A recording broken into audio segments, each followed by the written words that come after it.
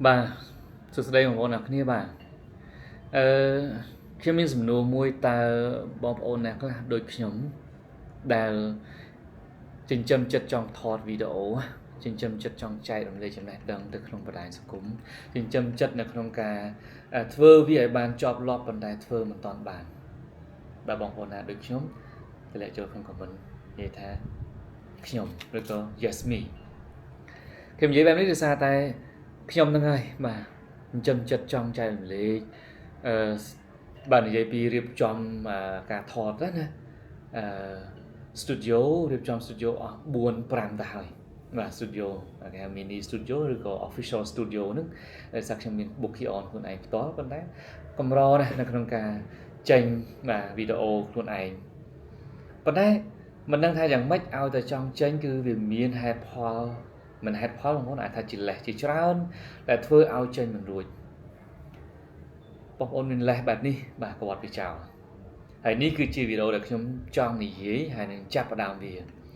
បាទដើម្បីឲ្យបងប្អូនអរគ្នាដែលកំពុងតែមានអារម្មណ៍ដូចខ្ញុំចូលមកបាទចាប់ផ្ដើមជាមួយខ្ញុំក៏បានបាទជាមួយនឹងខ្លួនឯងក៏បានបាទជួបគ្នាក៏បានជជែកថាតើគួរធ្វើមិនហើយជួបគ្នាបើចង់ជួបជជែកអំពីរឿងថាតើធ្វើម៉េចឲ្យចេញរួចបាទថតឲ្យបានមួយវីដេអូសិនគឺនឹងចាប់ផ្ដើមជជែកគ្នាបន្តបានហើយនេះគឺជាវីដេអូដែលខ្ញុំចាប់ផ្ដើមថតហើយខ្ញុំនឹងធ្វើការចែករំលែកជាមួយបងប្អូនបន្តជាមួយនឹងវីដេអូដែលមិនហ៊ានចេញបាទឥឡូវនេះគឺធ្វើវីដេអូមួយដើម្បីសារភាពកំហុសបាទអញ្ចឹងបើបងប្អូនមានកំហុសដែរបាទថតវីដេអូផ្ញើមកខ្ញុំក៏បាទខ្ញុំនឹងផុសចូល Facebook on ឲ្យដើម្បីឲ្យបងប្អូនអរគ្នាហ៊ានដើម្បីបងប្អូនអរគ្នាអាចទទួលបានផលចេញពីការអៀនព្រៀនការដែលមិនហ៊ានថតវីដេអូទាំងអស់នេះសម័យ AI ទៅហើយគេផលិតវីដេអូដោយមិនបាច់ចាំថតកាមេរ៉ាដូចខ្ញុំផងបាទបញ្ជាក់ថានេះមិនមែន AI ទេបាទខ្ញុំនិយាយខ្លួនឯងផ្ទាល់បាទគឺខ្ញុំមិនហ៊ានខ្ញុំចង់ចាប់ដើមភាគច្រើនគឺវីដេអូដែលខ្ញុំចង់ថតគឺមិនដែលបានថតដោយខ្លួនឯងទេតែងតែតតែគេស្នើមកតតែគេសកត់បាទតតែគេកំណត់ម៉ោងតតែគេចាប់ថតតែម្ដងគឺទៅបានប៉ុន្តែថតខ្លួនឯងចេះគឺមិនបានតែម្ដងប៉ុន្តែនេះជាវីដេអូដែលខ្ញុំចង់ចែករំលែកជូនបងប្អូនថាខ្ញុំចង់ណាស់ប៉ុន្តែពុំដែលបានចែករំលែកជូនបងប្អូនតតែសោះមិនដែលបានថតខ្លួនឯងសម្រាប់រក្សានិងមិនសល់តតែសោះសម្រាប់អាជីវកម្មក្តី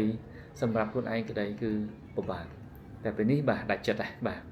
សង្ឃឹមថាបងប្អូនអ្នកគ្នាដែលមិនធ្លាប់ចាប់ដើមដាច់ចិត្តទៅជាមួយគ្នាដើម្បីយើងបន្តដំណើរជាមួយនឹងការចែករំលែកអ្វីដែលយើងមានអ្វីដែលយើងគួរតែចែករំលែកអ្វីដែលបងប្អូនអ្នកគ្នានៅក្នុងបណ្ដាញសង្គមគួរតែទទួលបានបាទដូច្នេះនេះគឺជាវីដេអូក្នុងការចាប់ផ្ដើមនិងជាអ្វីដែល